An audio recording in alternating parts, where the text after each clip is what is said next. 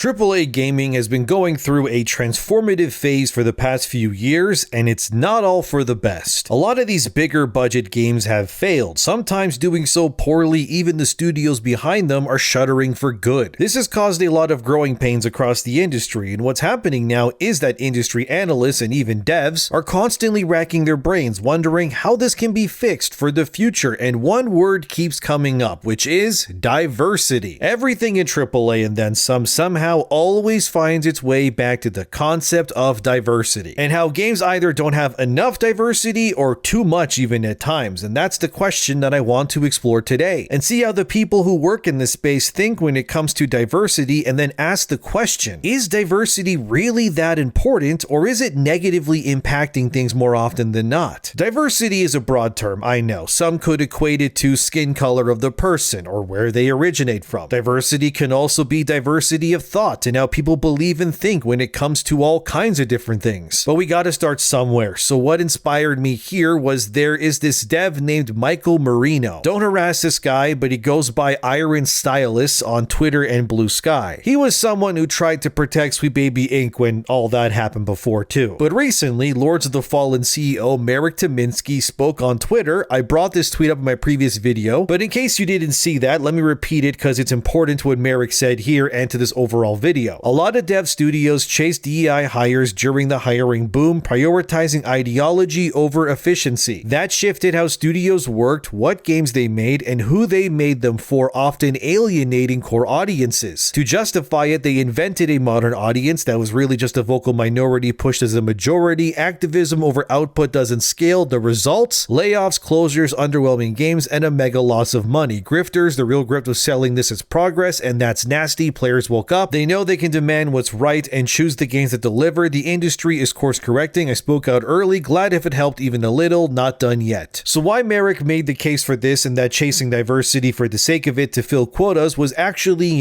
actively hurting video games in the long run and not really helping it. Then Michael Marino, a senior concept artist who's worked on games like League of Legends and Spellbreak, by the way, Spellbreak shut down and failed, just so that everybody knows. But anyway, Michael Marino thinks that Marek Tymiński is full of you-know-what. Here's what he said about Marek denouncing diversity. Whoever this guy is, he's a joke. The largest game IPs on the planet specifically source diverse teams and inclusive design in art, narrative, and mechanics. They love to forget that despite their faults, Blizzard, Riot, Epic, Bungie, EA, Naughty Dog, etc. take this route. But what Marino fails to understand is that a lot of the studios he brings up who made the games they're known for today were mostly before the ideological push and acceptance of investment money that prioritized diversity above everything else. Blizzard was predominantly male when they made World of Warcraft, StarCraft, Diablo, and more. Bungie, for example, in their golden era were predominantly a bunch of dudes making those games. Look at Marathon right now, and you tell me how that's going for them versus when Halo first came out. And look, I'm not going to argue and say that all diversity is bad, because that isn't true, but I think what is hurting games and such more than anything is the lack of diversity of thought over really anything else. By not allowing these people to form with the opinions of different thinking people, what you end up with is just a skewed response that doesn't frankly work most of the time. A good recent example of this is Dragon Age Veilgard, and even IGN very recently interviewed the voice actor for the Inquisitor who appears both in Inquisition and Veilgard. That article is titled Dragon Age the Veilgard star absolutely devastated over backlash, says people wanted to see BioWare fail, it's an idiotic stance to take. The actor, whose name is Alex Wilton Regan, said this to IGN, I feel absolutely devastated for BioWare as a studio that they got such mixed reactions to the game. I personally thought it was a really strong game. I thought it was just BioWare being more BioWare. But for those who played it, it wasn't anything like that at all. The game was actually propaganda and completely removed the challenging elements that made Tevinter, which by the way, that is where Veilgard takes place within the world of Thetis, because what Tevinter was originally was too problematic for current BioWare's eyes. You see, Tevinter was originally described as a mage society built upon the backs of elf slaves, and human magisters would walk the streets with elves on leashes, cutting their slaves and using their wounds to power their blood magic. Tevinter was one of the only societies in Thetis that actually encouraged the use of blood magic. Look, I'm a big Dragon Age nerd, okay? I know all about this stuff. And Tevinter was literally built upon the ruins of Arlethin, which was the utopia of the elven people before the first men came to Thetis. The entire existence of Tevinter was paid for in blood, literally literally, and brought to actualization because the humans embraced the old gods and then gained the fable power of magic through the communion. And then Tevinter is meant to be this hyper-rich, hyper-realized, and very dark society that is full of racism and xenophobia. That's how it was originally made anyway, yet if you go play Veilgard, none of that is present at all. Elves are seen walking free through the city, which that makes no sense. There's entire camps of elves not being challenged outside, living in the ruins of Arlathan, with seemingly no worry of Tevinter mages wanting to end them or enslave them, which they would, by the way. There's no slaves on leashes when you go to Tevinter, nothing like that at all. It's more like a Disney theme park version of a dark magic city, which is absolutely devoid of any rough edges to ensure that nobody gets offended by the game's lore, because current BioWare, unlike old BioWare, is clearly terrified of challenging the player's ideals and instead resorted to dumbing down things and pussifying their own source material to pretty much just create this bogus, diverse, everybody lives together version of Tevinter that was awful. When old BioWare had the balls to make Dragon Age Origins, where elves were routinely enslaved and beaten and abused for simply existing, because that's in the lore. For God's sakes, in Mass Effect, you literally blow up a whole Batarian colony to stop the Reapers, and it ends up radicalizing an entire race against your main character. But you see, the more interesting and nuanced versions of Dragon Age and Mass Effect were made when there was diversity of thought. And the problem, which Michael Marino, that concept artist who yelled at Marek Tymiński, said, is that he thinks diversity is the key to success, when it really isn't. All forced diversity has done is ruin game studios and their franchises, and that's a fact, by the way. It's not really an opinion. Halo and Destiny were made predominantly by white men. It just is what it is. Yet Marathon is made by a Bungie that obviously mass hired people not based on talent but skin color instead. Look, I'm not saying that Bungie was better when it was white, but it's clear that Bungie now and other companies were just hiring people to just fill quotas. Because back in the Halo days, I don't ever recall seeing Bungie getting accused of stealing art. Yet when they started hiring people not on merit but identity alone, that problem seemed to skyrocket. And gee, I wonder why. Probably because you were hiring people who were just yes men and women instead of who was just best for the job. And largely speaking, the games that usually win Game of the Year for the most part, not always mind you, but mostly, are teams that are made by people who are pretty much homogenous to any one given area. Elden Ring and Sekiro, both won Game of the Year at the Game Awards, were made by predominantly Japanese developers. Baldur's Gate 3 was made by a team mostly comprising of people who are Belgian living in Belgium too. Even the more recent Clair Obscur, which has been getting tons of buzz lately, if you look at its team, which you're seeing on screen here, the team is overwhelmingly comprised of solely French people. Now, this is not to say that diverse teams haven't won big either. Overwatch 1 comes to mind in 2016, which won Game of the Year, or It Takes Two even. But the point is that more often than not, when teams focus primarily on ensuring that they're diverse in skin color or gender, over that of thought processes or philosophies, they are clearly suffering for it. Many game companies now, especially in the Western Hemisphere, go out of their way to not hire people who are also right-leaning. Here's an article from Destructoid all the way back in 2008, dude. That's almost 20 years ago now, and even then the industry was pushing the idea that only left-leaning people should be working in the industry. This mentality only worsened after 2016, and clearly especially in 2020, with big hiring booms that exclusively attempted to fill their ranks with only diverse people to fill those quotas, and none of it worked. Here's an article from GameIndustry.biz back in September 2024, and it's titled, Cheap Money and Bad Bets, How the Game Industry Turned Pandemic Success into Disaster. This article claims what they call an unprecedented video game labor crisis, as it reads here. The tricky thing about late-stage capitalism is that investors make unreasonable demands on corporations. In some ways, shareholders and institutional investors are like looter-shooter players. Investments are a never-ending quest for number go up. They want it to go up forever, and it simply cannot. It's not just about growth, though. Investors expect to see the rate of growth to increase year after year. They then continue with this. While we don't have exact numbers due to sophisticated reporting and news that doesn't always spread far enough to catch reporters' eyes, job losses since 22 are nearing 30,000. Statista, a data and business intelligence firm, estimates that we lost 11,250 jobs in 2023. In the first 6 months of 2024, that number was nearly eclipsed. What's crazy is that even back in 2023, people like Anita Sarkeesian, of all people, who spearheaded feminism in gaming and, ruined a lot of things for a lot of people, even admitted that DEI, or diversity, equity, and inclusion, was already not going to work in the long term. And this was all the way back in 2023. Here's an article again from GameIndustry.biz from 2023, and it's titled, DEI is DOA, What's Really Failing Inside the Games Industry Diversity Efforts at GDC 2023, Additionally, Anita Sarkeesian described why current DEI initiatives at gaming companies are doomed to fail and how transformative justice might foster better healing, more equitable workplaces. Anita Sarkeesian would then say this: diversity, equity, and inclusion efforts are framed as attempts to transform workplace environments into spaces that are welcoming for all people, especially those historically unrepresented. I'm not here to tell you that DEI is broken. I'm here to tell you that DEI is working as intended, and that's the problem. You know, things were bad when the woman who started the whole consultancy grift stood on stage in front of all the people that she grifted to over the years and said, hey, the thing I grifted you all about, that whole DEI thing, yeah, it was never going to work, and that's crazy. But Anita would continue with this. She began by recounting increased public scrutiny and conversation about representation inside tech companies, particularly gaming companies, in the wake of social movements like #MeToo and Black Lives Matter. She pointed to a measured surge in DEI hiring through 2020, though she questioned the motives for these game industry hires. Some were doing this with a sincere hope for making their studios a better place to work for their marginalized workers. Some of them were doing it as a performative response to social pressure. It's that last part there that is key. It was being done as a performative response to social pressure. I can't believe she said that, but meaning that it wasn't being done for the best intentions overall, and that these companies hired people and forced diversity because they were told by people like Anita, Sweet Baby, and more that this would fix all of their problems, when in actuality, it did the opposite. Western games reeled in losses between 2020 to 2024. So many games came out that were big budget and they all died. Saints Row and so many others, they all vanished because they believed by filling themselves with diversity, it would somehow help them. But the problem, and this is the key part of this video and my argument, is that a diverse group of people, skin color or gender-wise, means literally nothing in the long run if the brains in these people are not allowed to think differently or how they actually think at all. It doesn't matter how many women you have on your team, or even men, if all these people are being strong-armed into only believing or thinking one way. Everyone needs to believe in gender ideology. You need to say Trump is bad, you need to denounce this or that, and if you don't, we're going to kick you out or not even hire you in the first place. It's not healthy. People are not robots. Games were better before because not only did these consultancy types not really exist like they do now, but because the people making these games that you all loved had different thoughts and opinions while making them. Bungie making Halo or Destiny wasn't great just cause, oh, they were a bunch of, mostly white guys. It was cause they didn't all think exactly the same. Some people were liberals, some were conservative. Hell, Marty O'Donnell, that's the guy who made all the iconic music that you love in Halo or Destiny. He's an openly conservative man. And you tell me, would Halo or Destiny be better or worse had Marty not been there to both speak his mind the way he felt and also made the music that he believes suited those franchises the best? And if Marty was to enter the industry right now, let's say as a young 20-something-year-old white male, he wouldn't even be hired by the same Bungie that he made in the first place. We all know that his resume would be thrown into the garbage immediately because he didn't meet the quotas of diversity and whatnot that these types believe is so much far more important than the integrity and thoughts of the people themselves that they should be hiring. Look, Marty isn't a great composer because he's a white man. No, Marty is a great composer because he's Marty, as in the thoughts and opinions that shape and form who Marty is as a human being. And my argument here is that the reason why the industry has failed so resoundingly for so long and why so much money has been lost and franchises have closed up for good is because the industry has become disinterested in allowing these developers, who are human beings first, to be who they are within these spaces. Ironically, they champion women or people who identify as non-binary and whatnot else, but they scoff and belittle someone who is a man or straight. But when you focus too heavily on the identity of the developer, ensuring, okay, yeah, this dev is good for us, they got a uterus, they're female, yup, their skin color matches what we want too, over instead looking at someone's resume and going, oh, so you made the music for Halo, or oh, you're the guy or the girl who made that amazing mechanic or directed that incredible game scene in that other game. Listen, I don't care what you are when you make games, as long as the game you make in the end is objectively great. Tainted Grail is fun as hell. They got plenty of women on their staff, but my answer to that is, so what if they do? Cool that they have women there, but it's not make or break for me either way. I'm not gonna zoom in on Awakened Realms dev team and go, okay, there better be a 50-50 split of men and women here, or I can't play this game based on principles alone. That's ridiculous. These games and their studios suffer because they're focused on the wrong things that aren't important. When Michael Marino said in the beginning how diversity shaped all of these game studios that he claims did so well, he's actually being disingenuous. Those games were not great at places like Blizzard, Bungie, or Riot because this person had this color of skin or this between their legs. No, it was because back then when all these games were being made, it mattered what was up in these people's heads, as in their brains. You know, the thing that kind of determines how you think, perceive the world, and all that other really important stuff. But these people now are too focused on the body outside instead. Grumps, for example, you know who he is. The industry hates him right now because he calls these people out all the time for being disingenuous pretty much, 24/7. And Grumps, or I guess his real name, which is Mark Kern, he helped create the legacy franchises like World of Warcraft, Diablo, and StarCraft. Games people love even to this day. But if Grumps were to go now to Blizzard with a resume and say, "Hi, I'm Grumps, hire me please, I need a job," they would go, "No way in hell are we hiring you here at Blizzard," despite the fact that all the games that we're known for are literally because of people like you and your buddies who made them first. Most of whom, by the way, don't even work there anymore, and trust me, the players can tell because Blizzard is kind of a mess right now. But does it matter that Grumps was a man or Asian in any way to his success in making WoW or any of these other franchises work? Or was the thing that mattered that thing between his ears that's sitting in his head? You know the answer to that too. Hell, even the people who hate Grumps or anyone who's watching this right now, they know the answer too. They might not want to admit it, but they know it. And the pattern recognition in their brains too realizes that what matters more than anything is what's in their brains too. And while sure your skin or your ding-a-ling in your pants may determine parts of you, it's your brain that really matters in the end. Some of the best developers ever are women, for God's sakes. Amy Hennig, as you can see on screen here, was the mastermind behind games like Uncharted and The Last of Us. She helped write and shape characters like Joel and Ellie, but she's a woman, I hear some say. Who cares? She's amazing at what she does. It doesn't suddenly invalidate or make her art better or worse simply because she's a woman. The fact remains that the lady made some of the best modern characters in Western gaming. Nathan Drake, Elena Fisher, Sully, that's Amy Hennig. Hello? Even music, we can go there further. Look at Yoko Shimomura. Here's her on screen right here, and oh, her music is so good. She did Kingdom Hearts, Final Fantasy, and more. Is her music better or worse because you now know that a woman did that music? I mean, who cares? Her brain is all that mattered here anyways. She could be an alien for all I care. Doesn't change the fact that Yoko's music is goated. Then look at Ayami Kojima's art that she did for the Castlevania series that you're seeing on screen here. Her art is incredible and masterful and iconic. And her being a woman doesn't make her art better or worse to me. I appreciate her style because it's incredible to look at and has influenced so much of modern gothic art styles, and for good reason. I mean, look at this. All three of these examples are women who work in video games, all incredible at what they do, and they offer a lot to the broader industry. But they should be celebrated for their work, not simply because of their gender. Are you understanding? This forced diversity nonsense, it helps no one. Even Merrick Tominsky replied to Michael Marino's tweet about him, and how Merrick, who's the CEO of CI Games that did Lords of the Fallen, believes that DEI is pointless and only hurts games. Merrick said in response to Michael Marino's tweet, "How many new and successful IPs have been built for the last 5 years by large DEI-injected devs? The answer to that tells a lot." And Merrick goes for the attack and scores a critical hit because he's right. How many of those forced diversity-led teams made anything that still exists? Concord was made by diverse people, but they all thought the same and believed the same politics, and what happened there? Oh, what's that? It doesn't exist anymore, neither does a studio? Well, imagine that. It's almost as if things that get made by simply one group of people who all think the same 100% doesn't really seem to work most of the time. You wouldn't have Oblivion or Dragon Age or really anything that you love if people kept gatekeeping like this in the past, like they're doing right now. People these days, they act like they're all in tribes. You're with us or against us kind of thing. It's kind of tiring, man, if I'm being honest. I don't really care how you think if you're here watching this. You're welcome to watch anything I make. I genuinely don't care. All I ask is that if someone thinks right or left or however opposite of whatever you think, understand that you can still coexist with them. And you have clearly coexisted with plenty of people in the past whose thoughts either are the same or different than yours too, and you know that. But the industry is just so hell-bent on forcing behaviors that it isn't working for them at all. And I don't know, maybe it never did, but that's probably why it's so rare to see an actual new IP these days getting made. Because when everyone is just terrified to speak their mind, it's no wonder why the stuff that does get made is either just propaganda or feels stifled on purpose because they're too afraid to step on the toes of others. And this swings us all the way back to Dragon Age. Like I spoke in the beginning, objectively speaking, that Veilgard, that would have been a far better game had they allowed more diverse voices to speak and contribute to the game's overall vision. But instead, they were so lost in their own echo chambers, they clearly refused to allow not just conservative voices voices to contribute to the game's tone or story, they practically didn't even allow Dragon Age lore itself to stay true to its own franchise's roots because it was too problematic for the current people at BioWare. And look, I've spoken to the developers at BioWare who made games like Mass Effect 1 through all the way to 3 and even stuff like Dragon Age Origins and Inquisition and more. There are plenty of people who are conservative on those teams, or I guess were, because a lot of them have left now. I mean, for God's sakes, BioWare, if you didn't know, is located in Edmonton, Alberta of all place, guys. Alberta, in case you don't know, is the most conservative province in Canada, bar none. Nobody comes even remotely close to a conservative majority in Canada than Alberta right now. Yeah, you're telling me that the development studio that originated, who made a base dark fantasy epic game in Dragon Age Origins, and a whole game series that was pro-military, pro-gun like Mass Effect, suddenly just made the most DEI-infested Dragon Age game to ever exist. It's because they closed their doors to the people who led them to success, and they only hired activists who all thought the same. And now they failed because of it, and forced diversity clearly doesn't work. It never will, and the sooner that the industry and just people at large understand this, the better that we will all be off in the future. It didn't work before, it didn't work even when investors were investing billions to try to make it a reality. It's not going to work now. The industry is pivoting, and it's because they were hell-bent on making this work, but it's like anything in life, isn't it? If you need to force something to work, it probably was never meant to be in the first place. But what do you think? Let me know in the comments. Thanks for watching, subscribe, never apologize for being yourselves, and I'll see you guys in the next one.